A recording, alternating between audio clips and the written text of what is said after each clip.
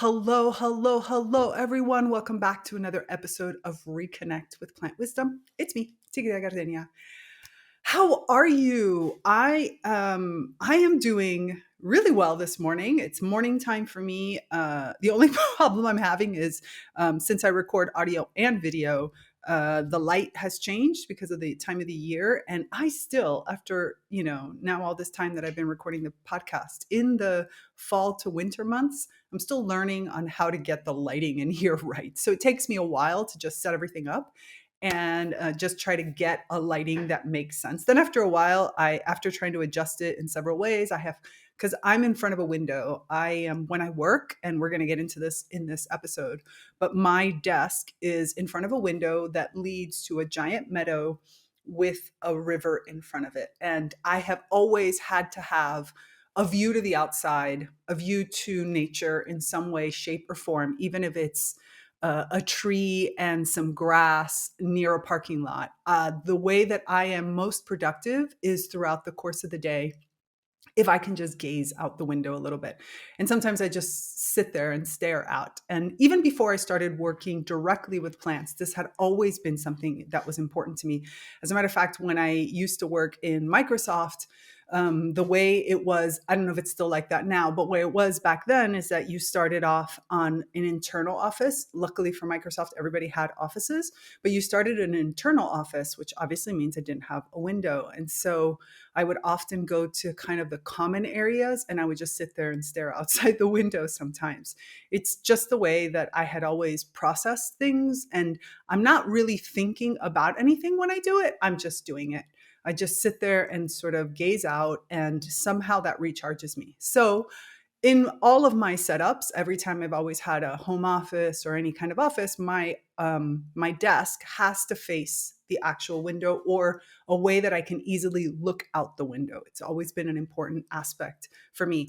And in places where maybe I was near, I don't know, a parking lot or something, I would stare up at the sky, but usually it was towards the plants. So my mornings, I have some mornings where I dedicate myself to the plants. And but when I'm setting up to record, because I want to record in the morning because I feel more energized, it takes me a while because I got to kind of close the window up and get the lighting right. And so if it doesn't look beautiful, I apologize, but I don't, sorry, not sorry, because I want to do, I want the information that I bring to you to be the most important aspect of this. And in particular, this conversation is very much tied to that, because what I want to talk to you today is about kind of what it means to be productive. And, we oftentimes feel very overwhelmed by the demands of being productive.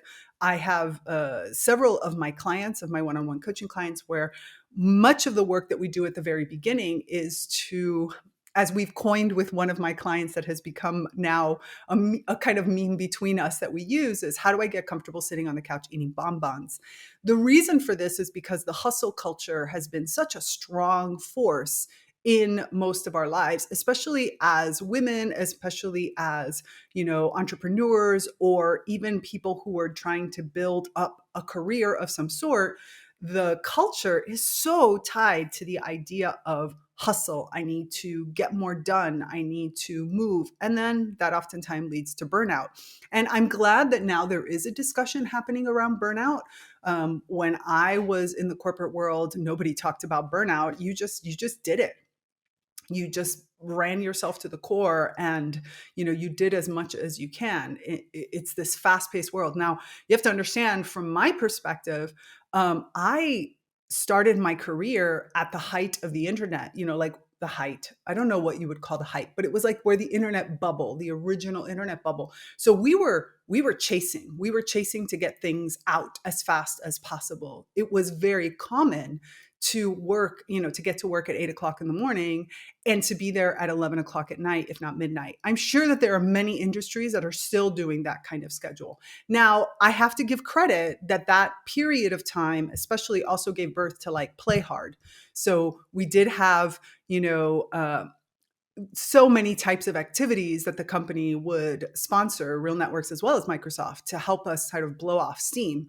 But that was because we were working so freaking hard. And it wasn't like you were being told you have to be in the office. It's that you were working on releases that were coming out, software that was shifting and changing on a regular basis, and you wanted to get it out there. So I really grew up in that fast-paced hustle culture.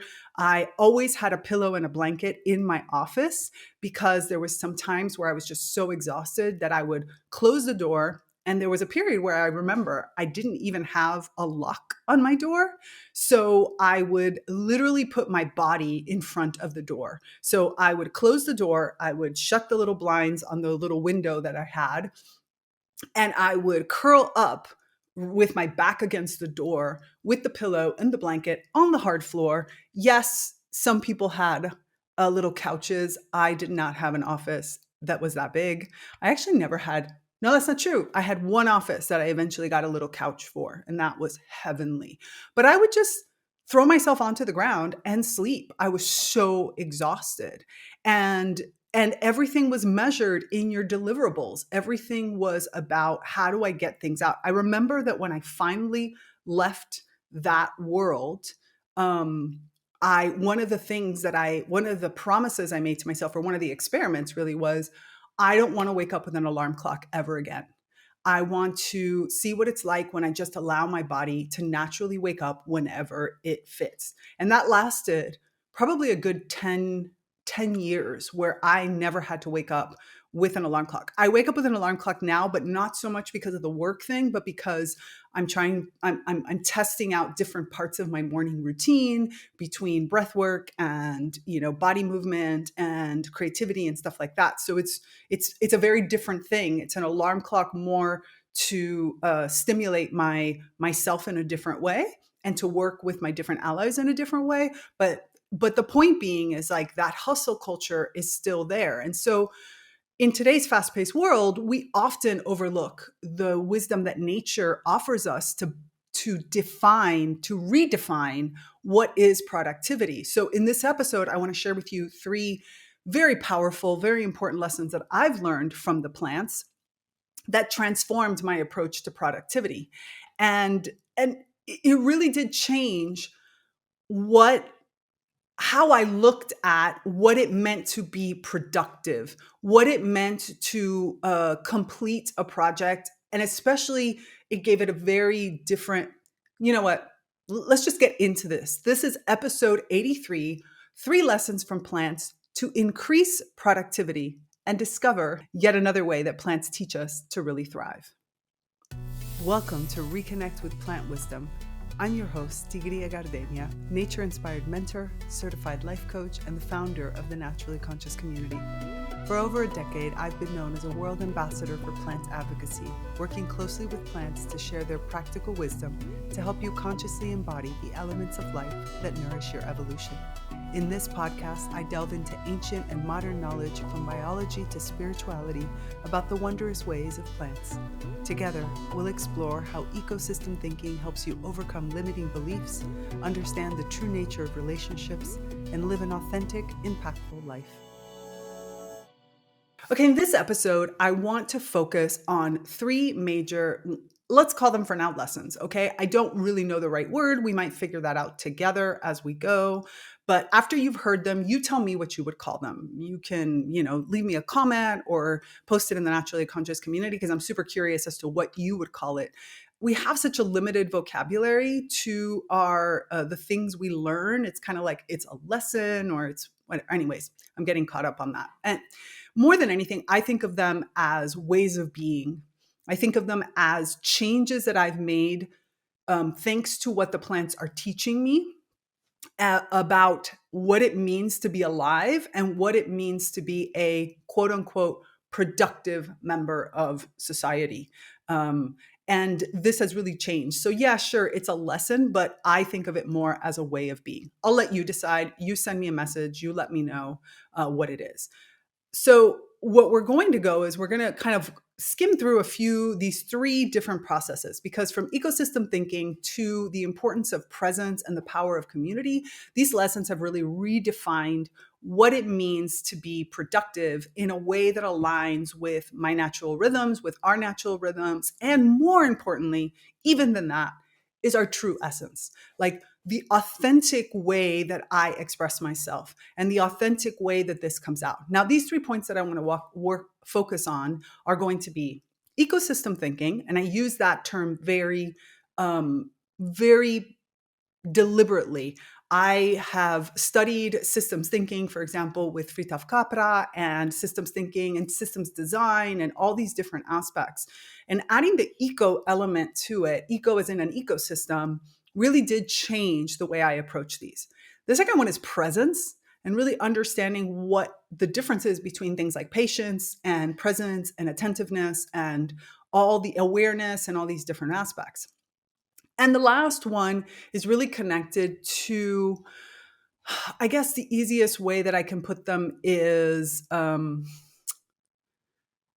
what's the word I'm looking for? Let me think about this for a second. Interaction and connection. So it's really 2 words, I know, but it's one concept. And I use this even though it's similar to ecosystem thinking, but this interaction and connection is really another element that I think is extremely important. So interaction and connection, I'm joining them together. They're one thing.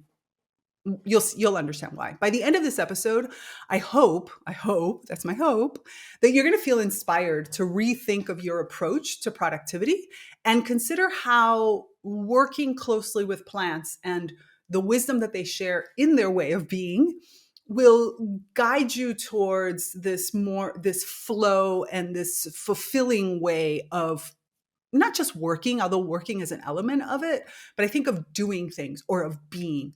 Much of this episode, not this episode, but much of this podcast and much of my work, especially with my one-on-one clients, as you know, and you've heard in my different episodes where I've talked about when I shifted from different kinds of coaching and just decided to settle on life coaching. The reason I call it life coaching is because it gives me the opportunity to look at your entire life, to work with you to create a more harmonious life, a life that really fulfills you at 360 degrees. So sure, we talk about work and we talk about specific elements, because I do have a lot of experience as an entrepreneur and also as somebody who's been in many different types of business, from the arts to technology. So we do talk about that. And we do talk about family dynamics and family relationships. And we do talk about trauma sometimes. I am not a psychologist. And when it comes to looking at that trauma as in backwards thinking, I always will recommend that you have a therapist with you. I am helping you apply what you and your therapist discover into your future life. Slightly different, but I just wanted to clarify that because it's something some people ask me when they start working with me, especially if we are going to talk about traumas or behaviors from the past and things like that. We look at them, but we bring them into the present and move them into the future. I do not work on the past. Anyways, just a slight clarification. But I really want you to understand that working with plants helps change, again, your way of being. We're talking about your plantness, your humanness, your animalness, your beingness, who you are and your authentic self, and how you integrate that into your day-to-day life. But before we keep going, I want to take a moment to share with you one of our eco-conscious business partners. For over a decade, I've had the profound joy of working with the music of the plants, a musical instrument made just for plants. This very music is what sparked my own plant reawakening, guiding me to reconnect with nature in an entirely new way. Imagine listening to the harmonious melodies of your plant companions and feeling their wisdom and presence through the language of music. It's an experience that has transformed my life and the lives of so many other people. If you're curious about the hidden songs of plants and want to connect to your plant friends in a completely new way, I invite you to discover more at tigrilladagenia.com/music of the plants. It's in the show notes. Plant music is great for healing, sharing, and personal connection.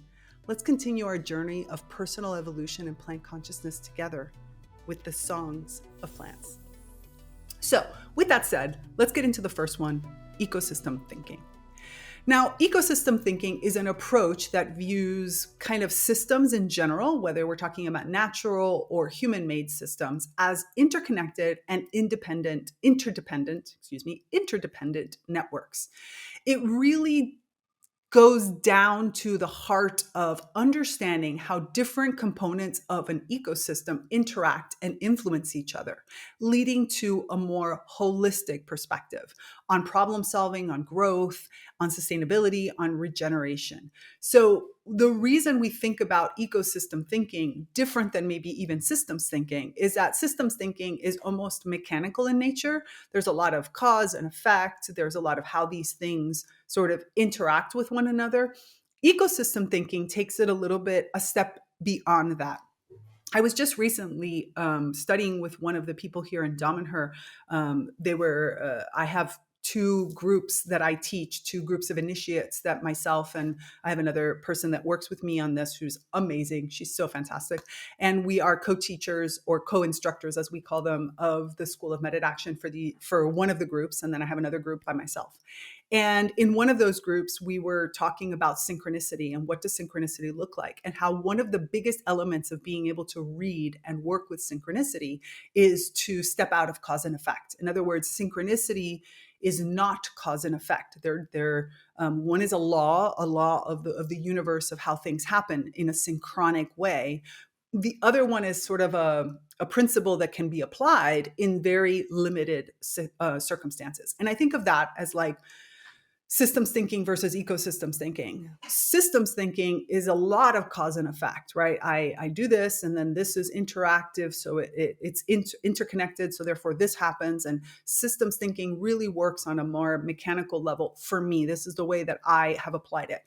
Ecosystems thinking, being more holistic, is more about capturing that synchronicity. Sure, there are causes and effects, like I do something and that affects the system in some way, but it doesn't necessarily affect the system in a direct way. It might apply itself synchronically in a very elongated way. And so I think of it more as having a layer of, I have to understand the different elements in the ecosystem, not just from what they do, but what they experience. So a big piece of ecosystem thinking has been interconnectedness, recognizing that all the parts of a system are linked, and they're linked on multiple different levels. And so therefore, any change I make has a ripple effect throughout the system. Now, this is the same in biological ecosystems, but it's also in social networks and in business environments, in all kinds of different aspects. So when I am aware of that interconnectedness, and that the interconnectedness, as it does in an ecosystem, is not just at the physical level, but it happens on multiple physical as well as subtle levels, then it changes the way that you interact with that. Another perspective that you start to experience when you start to shift into an ecosystem way of being is that there are adaptive cycles, right? You have there are rhythms, there are cycles, there are phases of growth, there is moments of decline and of renewal. It really involves being aware and responding to all of these different natural cycles, much how like plants react to the seasonal changes. A very simple one is seasonal changes. But let's be honest, we know that moon cycles change the way that I experience things. There are other kinds of cycles that even get created at a cultural level that change things. I've done a whole episode on this, which you can go back and look through, where I've talked about cycles. But once you allow yourself for yourself into this type of cycle, to recognize how these cycles are a part of who you are and of your life, oh my goodness, there's so much freedom. Because, for example, I'm coming out right now of a period, which is funny that we're talking about productivity, where from an external perspective, I was very unproductive. I spent large swaths of time in this cycle where I did nothing that was quote unquote for the external world productive.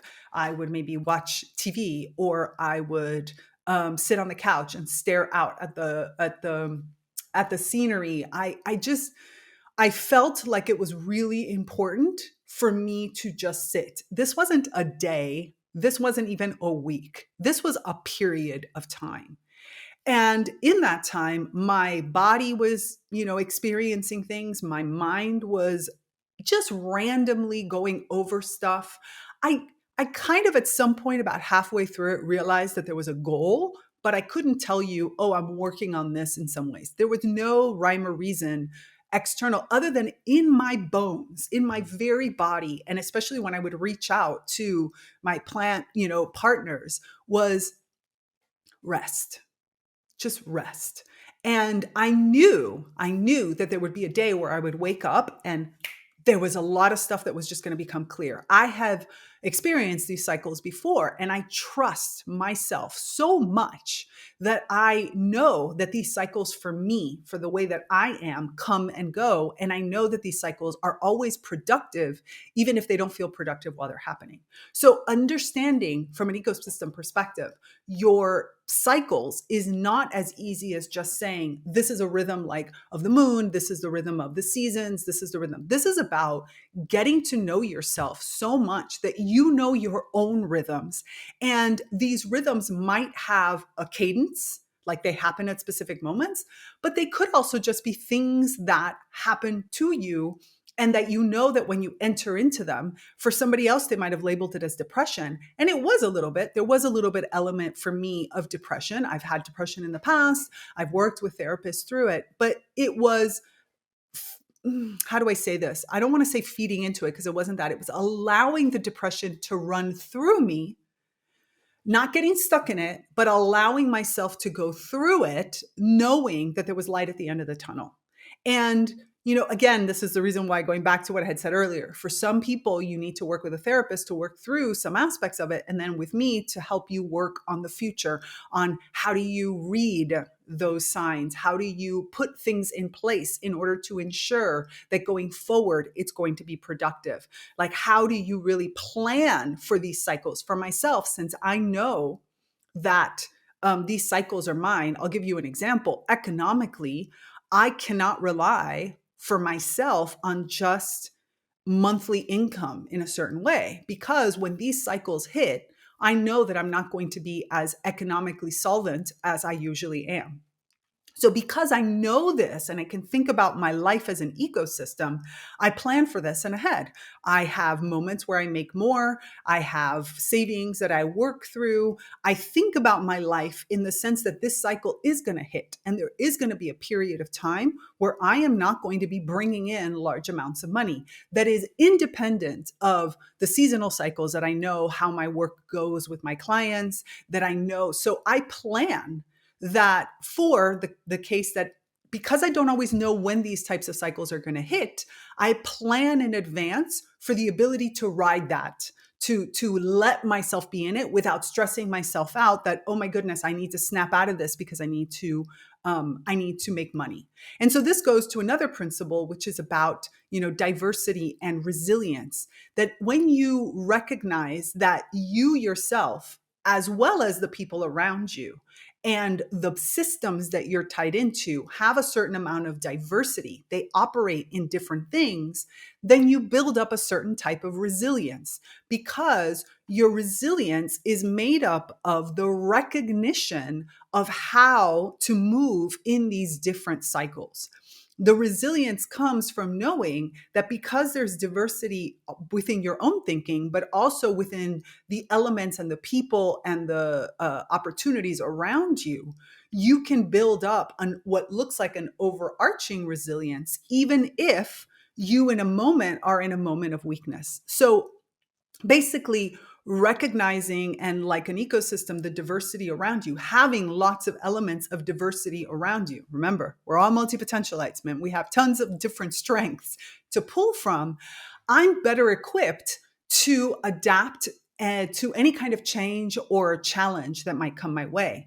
Because I know this, again, we're going back to that authentic self, because I acknowledge to myself that I have depression, moments that are depressive moments.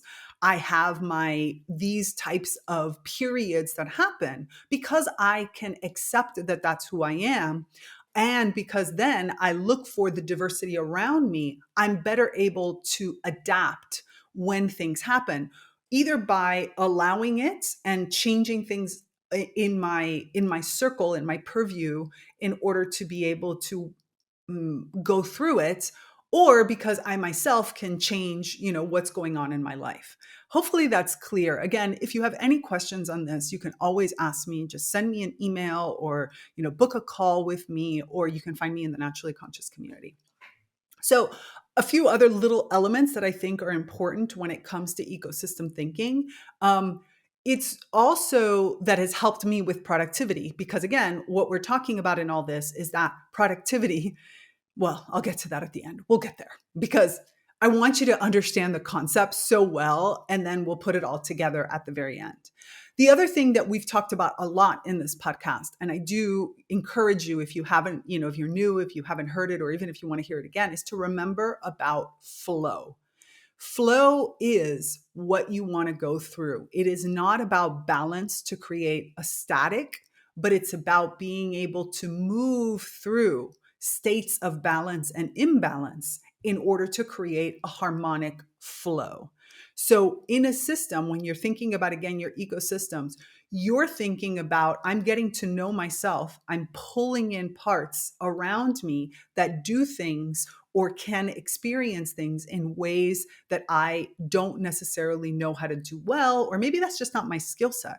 I often talk about this relating to people who are very chaotic thinkers, who are people who, they just don't have a lot of those logical elements, and how important it is to have people around you that have those logical elements, but also to remember that because of that, because one might have a preponderance of putting together things in a way that's outside the box, and somebody instead might be very can see all of those connections and can put them together. And then what's happening is that you have a harmony that gets created between these two types of, let's just say, people or structures or stuff. But in order for that to even grow, there is going to be times of strife. There's going to be times when you're out of sync, and that's good, because the out of sync forces you to reevaluate the system to see what it takes to put it in sync. And more likely than not, the in sync is going to be an evolution, a growth, a move in another direction. So all of this brings about a more comprehensive view that integrates multiple dimensions, environmental, social, economic, and all of this becomes part of your decision making and your problem solving, so that your productivity increases, not because my output on a regular basis is the same, but instead because there is an overarching productivity. And in doing it in this way, the sense of satisfaction, the sense of beingness, the sense of being your true self enhances your sense of success.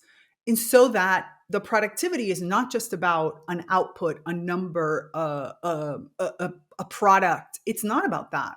It is, again, it goes back to a way of being. So my productivity becomes a state of mind, feeling productive, even if I'm sitting on the couch doing nothing from the perspective of the external world. But if I'm sitting on the couch watching TV, I know I am being productive, because I know that this respite, this taking time for my own self, in the long run is creating, or even in that moment is creating, a peace of mind that overall means that when I do sit down to work, I am going to be able to just get things done physically. So my productivity doesn't come from the individual moments. My productivity comes from an overall state of being aware that I am able to accomplish all of my goals while still taking care of myself, while still being present, while still being in it, in whatever way is in it for me for that moment. So by adopting this type of ecosystem thinking, individuals and organizations and, the things around you create a more sustainable, because now I can do this for a longer period of time, unadaptable, because I'm able to weather any kind of challenge that comes my way, because I have this deep sense of knowing myself and of knowing the elements around me in my ecosystem and how I can lean on them or take on more or move through it or step out of it completely and then step back into it. I get to understand all of these pieces. And it ultimately leads to what is called flourishing. Flourishing is not an element of everything is amazing. Flourishment is what's called positive mental health. Positive mental health is definitely a term we don't talk about enough. But when I'm flourishing, I have my moments of negative mental health. Like I was talking about my bout of being, depressed and down and having, I did my fair share of crying and of getting things through my system and of experiencing and not wanting to get up and stuff like that. But because I know that my overall state is in flourishing, in positive mental health, this becomes just a part of a cycle.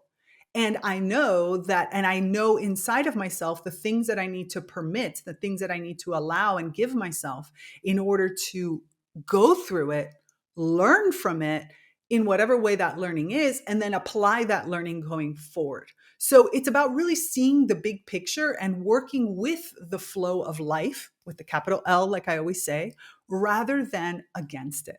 And this is really what productivity looks like for a plant.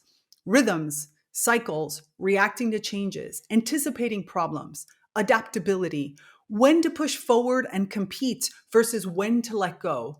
Learning about integrating all of these elements slowly over time has allowed me to redefine what productivity means for me. No longer is it just output. Now it incorporates my own health status and how that affects the collective that I'm a part of, from the micro pieces all the way out to the micro. Wow, I spent a lot of time on that one, but it's such an important concept. Hopefully that makes sense. I'm going to take a sip of my wonderful Egyptian hibiscus tea. Luckily, I have a friend that brings it to me from Egypt, which is great. Okay, the second element that I want to talk about, presence. I love this word so much. I used to think that my answer, that what I was looking for and what I needed most was patience. Now, I'm a quick thinker, okay? That often means that I'm a quick reactor. I thought that part of what I needed to do and learn was how to sit with things longer, how to be patient, how to let things unfold. And while this is partly true, it is true. But what I realize more than anything right now is that without presence, that period of patience doesn't take anything in. Therefore, even when you do react or when something happens to you, you only have partial data. Being present changes the time frame of things. Being present allows me to receive, even if it's in a passive mode or an active mode. In other words, patience seems to be thought of as I'm going to be passive, which is fine, totally necessary. And there are moments. I definitely am one that over time, even with my quick thinking, even being somebody that loves to act, I now have, a slower pace in life, and I love it so much. I definitely get lots of things done. If you ask anybody, the most common question I get from my clients and my students is, how the hell do you do so much? And I do so much because of everything I'm talking about. I give myself large amounts of time in order to just be.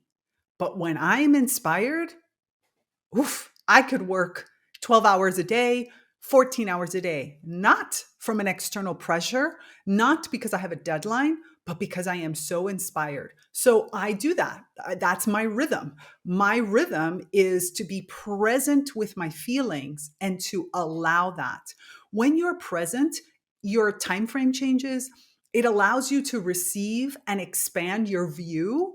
And then it also allows you to integrate and consciously choose the actions that are based on your authentic reaction, your authentic expression.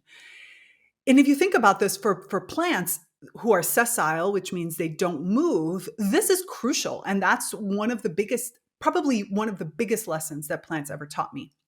I've talked about it multiple times about how when I was in the woods, one time I was sitting and the plants really helped me anchor in how much was happening around me, even in that moment of stillness, how stillness with presence is recharging and relaxing in so many different ways, and yet still active and invigorating while being all calming. It's this interesting dichotomy. Now, when we think about it from a plant perspective, right, we think about, for example, environmental awareness, right?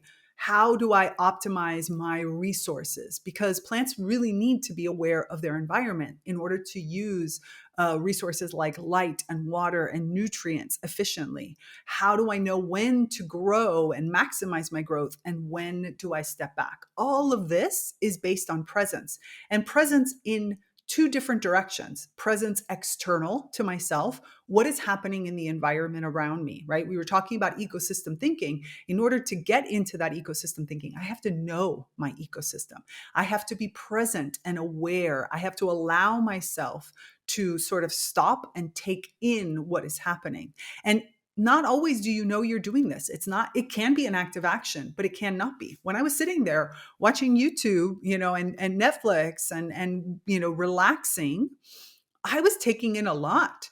I was learning from the shows that I was watching, not because I was watching educational shows, but because I was giving myself permission to be in it and to allow feelings to come up and allow expressions and even to distract myself. But in those distractions, things were always coming in. I didn't necessarily actively process them, but I was present with them. And I allowed my mind to just go in whatever direction it needed to go, because that's an important way of how I learn.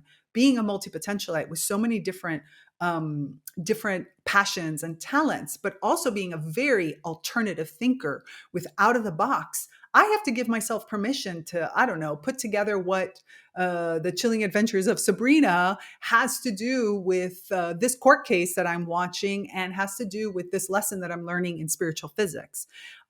Those are things that might not seem for most people to come together.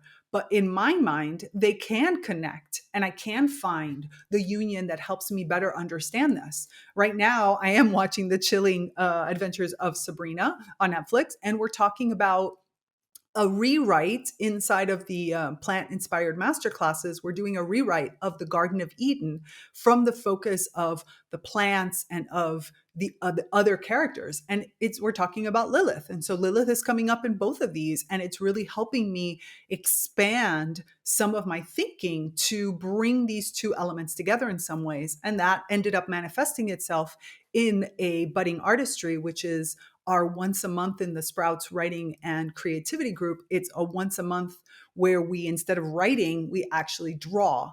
And we brought Lilith together in there. And it was really fascinating because it was giving myself permission to be educated from all these different stimuli that are coming around the aspect of Lilith and the relation to plants and all these different aspects that then manifested itself in a very, very different theory of the Garden of Eden. Like I now have a very different perspective of the relationship between Adam and Eve. More than anything, Eve. Eve showed up really strongly in a way that I did not expect. Anyways, I digress. If you are interested in that, come into Blooming Sprouts. You can participate in the Plant-Inspired Masterclasses as well as in the Sprouts Writing and Creativity group. Okay, let's go back to presence. Another piece of presence is, again, what we're talking about relating to cycles. Adjusting my growth and my development in response to these different cycles. So when do I bloom? When do I fruit? When do I shed leaves? When do I absorb? When do I go into a more stillness? All of this requires presence. Presence, again, to the external cycle happening around me, and presence to my internal cycles and how that relates. And again, patience sort of naturally comes from that, because when I feel like I am within one of these cycles, it's not hard for me to kind of wait until the cycle has finished its course in order to move on to a different area. Another piece of presence is that it allows me to be more adaptable, to adapt to physical, to be responsive. I think that's a better answer. When I am present, it is easier for me to take stock of everything that I have and that I am and that am experiencing. And therefore, I can adapt more easily to physical changes or to any kind of emotional or spiritual change that is happening in my environment.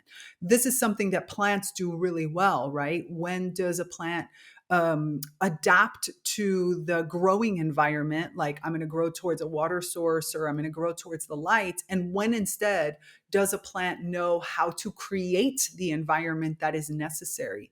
And this ties into, for example, regeneration. When does a plant allow themselves to heal where they are, but they just heal a piece that has been snipped off or something that when do I allow this piece, this part of me, such as a leaf, when do I allow that leaf to naturally dry off because I'm going to regenerate in a completely different direction in order to adapt better or to be more in tune with my environment, versus no, I'm going to feed that particular leaf, even if that leaf is not getting enough water, because overall the direction that I want to take, I know that something else is going to come when that leaf passes a certain area. So plants have to be able to know when to heal and regenerate damage versus when instead to allow that damage to let go and move into another direction. And this is what presence allows me to do. So when I'm present, I can do that same thing. Regeneration takes on a much broader understanding because regeneration now is connected to adaptability and as well as to integration of pieces. And I have a wider breadth of reactions, especially when I'm looking at it, going back to our first point, in an ecosystem perspective. I might not need to regenerate that particular thing because I'm going to get it from my ecosystem in that moment. But then in the future, I might not have that in the ecosystem, so I need to generate it for myself. So this movement, this flow, as we keep talking about, happens when I step into presence. And of course, then I'm much more productive because I'm not spinning my wheels. I'm not wasting energy into things that might not be useful. I am very deliberately and very naturally putting energy into the things that work well. All of this, though, really works with extremely good communication. And we're going to touch on communication across all of these points. But I just want to emphasize it here in presence because many of us think that presence is only the passive piece of presence, right? The receiving of it. And that is definitely a part because a big chunk of communication is what I receive. So without a doubt, receiving is important. But don't discard the fact that presence is also about communicating your own needs, experiences, direction, action, and all these things. Plants, for example, communicate across multiple different streams. They use chemical signals, electrical signals. They have many different ways, some of which we still haven't even discovered. So when you're thinking about I am being present, or especially I'm present in an ecosystem, that two-way communication is so important. This is a reason in so many aspects. This is why I started my sharing of my work with plants with the course Reconnect with the Plant Kingdom, which is all about learning two-way communication. Because when you learn this two-way communication with plants, two-way communication with humans becomes so much easier because I now see different types of relationships. I see different types of communication. I start to learn that as a plant, in my plantness, I have multiple ways that I can express myself, and it makes it easier for me to learn how to express myself with others in this way. So don't discard communication or think that it's just about receiving communication. Presence is very much about being able to be in a state of receptivity, but also to be able to express out to whatever, to whomever, or whatever, what is needed as well. It is about a two-way type of communication.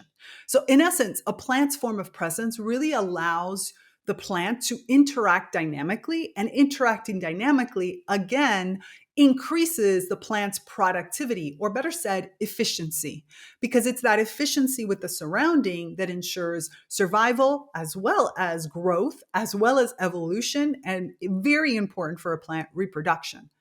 very important for all of us, to be honest. Reproduction is not only about children. Sure, that's one aspect of it, but reproduction is about reproducing or sharing out what you are in order to ensure that it becomes a part of the ecosystem and it can continue to carry on. And all of this is is a kind of a sophisticated level of responsiveness and adaptability, which serves as an inspiration for us to cultivate our own sense of presence and interaction with the world around us.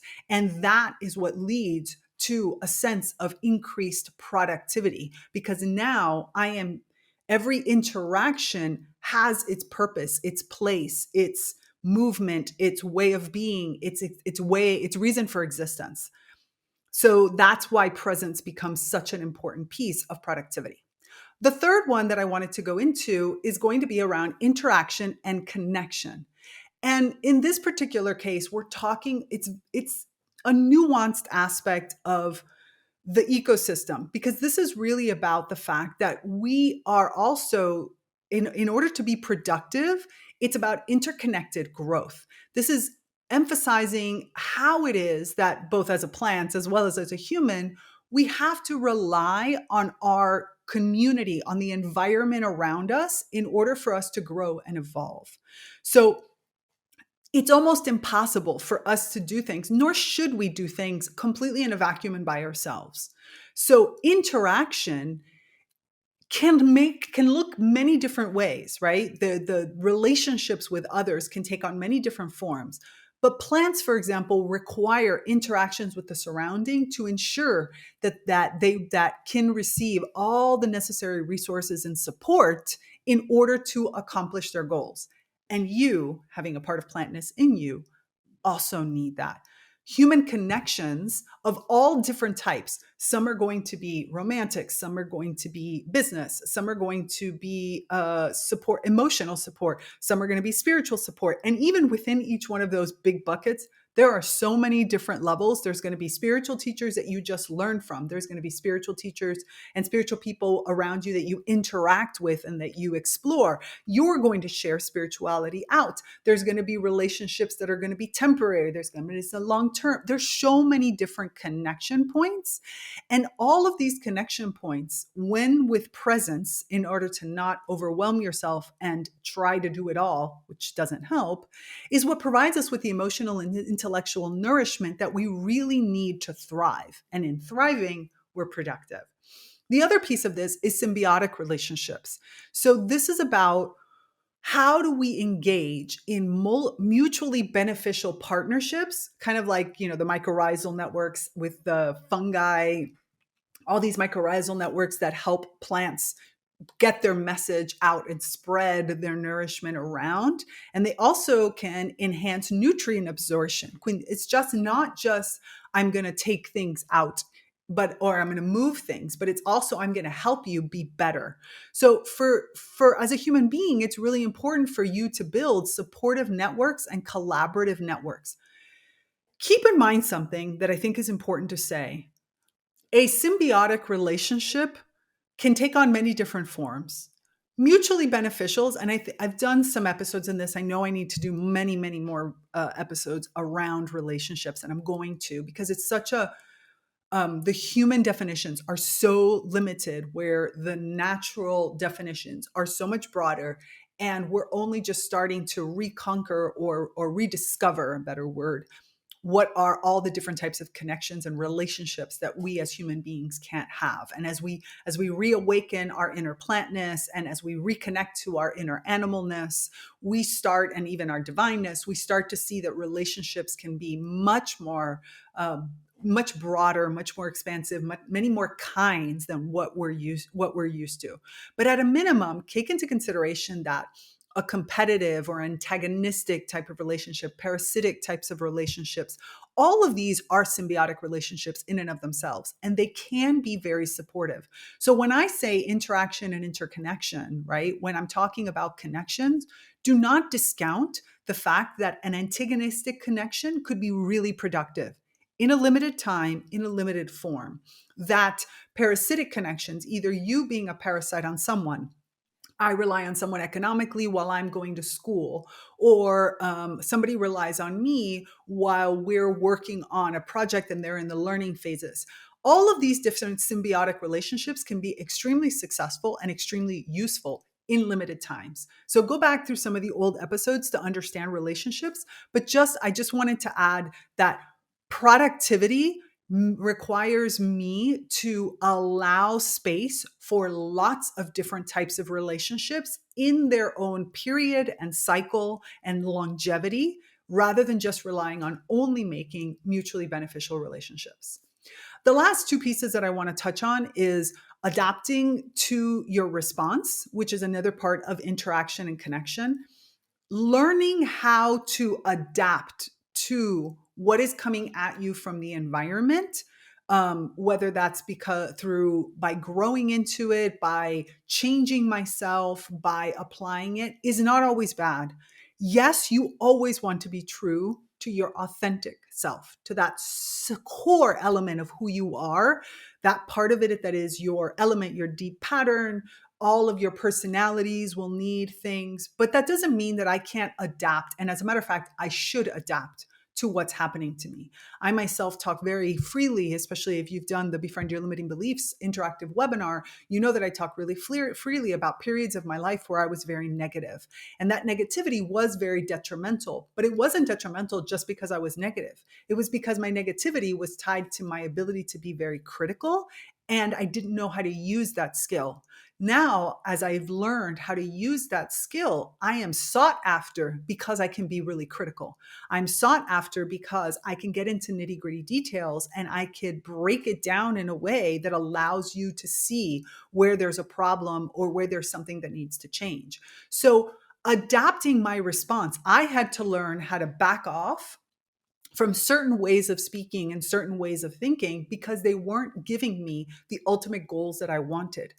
I ended up mastering the skills that were important and then allowing the shape, the way that they get expressed to change based on what my overarching goal was. And that has been the productivity.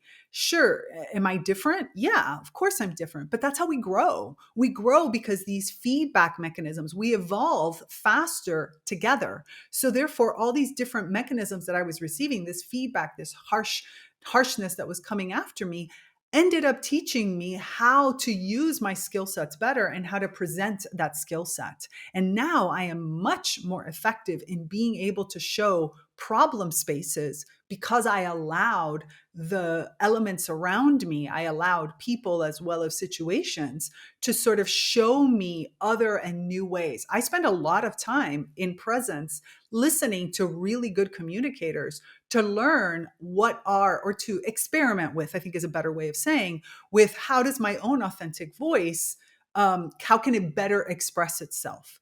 And so that feedback mechanism from the community, that interaction and that connection that I have really helps me become a better version of myself. And all of this leads me to a state of holistic wellness or a holistic well-being. Just as plants maintain their balance and imbalances and flow through that, and health and overall health through their ecological connections, sometimes taking in a little bit more damage than they can, but in order to overall help the ecosystem and then later on being nourished by some elements, we too can achieve that same level of health and holistic well-being by thinking of ourselves much more as cycles rather than a thing. I don't need to always produce a physical product or a physical service or a physical output in order for me to be productive. Taking care of my health is also productive. Taking moments where I'm parasitic to somebody or something can be very rewarding in a long term if that moment of being a parasite, whether it's because you're taking in knowledge or because you're resting or because you're taking economic help or whatever, is part of an overall flow, and it is in its own way giving back to the overall ecosystem in some way, shape, or form. That's what truly nurtures a relationship and stays connected. So all of this requires that I, one, get very much in touch with my authentic voice, which means liberating myself from all kinds of different conditioning and evolving my limiting beliefs in order to find my true essence. Because all of this requires me to truly know my true essence.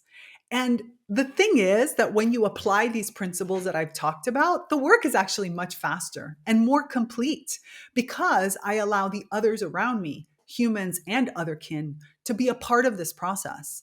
They provide very, very valuable mirrors, nourishment, and also context. Right? I see myself more clearly through the behaviors of others sometimes, or through the ways others act. There are moments when I have a really visceral reaction to something somebody said, and I realize that the reason I'm having that reaction is because I do that. And that must be the way others interpret it too.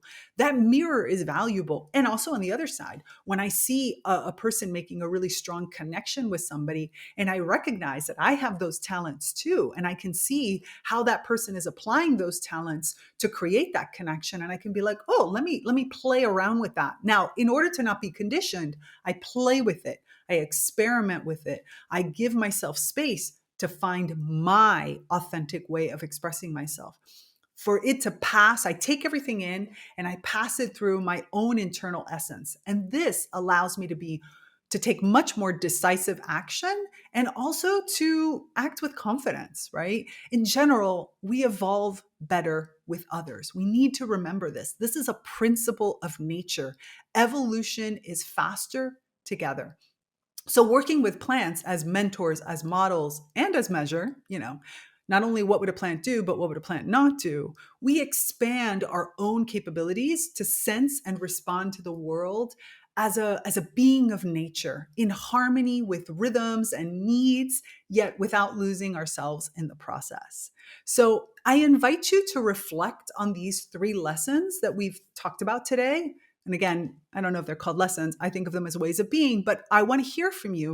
And I want to hear how you can apply them in your own life. So share your experiences with us in the Naturally Conscious community. And don't hesitate to book a free call, a free discovery call with me to explore. And let's learn and grow and evolve together, and also in harmony with our own true nature. I hope you enjoyed this episode. If you did, remember to like, to subscribe, to leave a comment, and I look forward to seeing you next week. Thanks for tuning in to this episode of Reconnect with Plant Wisdom. To continue these conversations, join us in the Naturally Conscious community, your premier online ecosystem for plant reawakening and accelerated evolution and co-creation with other kin. Here, you'll find expansive discussions, interactive courses, live events, and supportive group programs like the Plant Wisdom Book Club and the Sprouts Writing and Creativity Group. Connect with like-minded individuals collaborating with plants to integrate these insights into life. Intro and outro music by Steve Shuley and Poinsettia from The Singing Life of Plants. That's it for me, Tigrilla Gardenia, and my plant collaborators. Until next time, remember, resist the urge to hold back your emerging green brilliance. I'm out. Bye.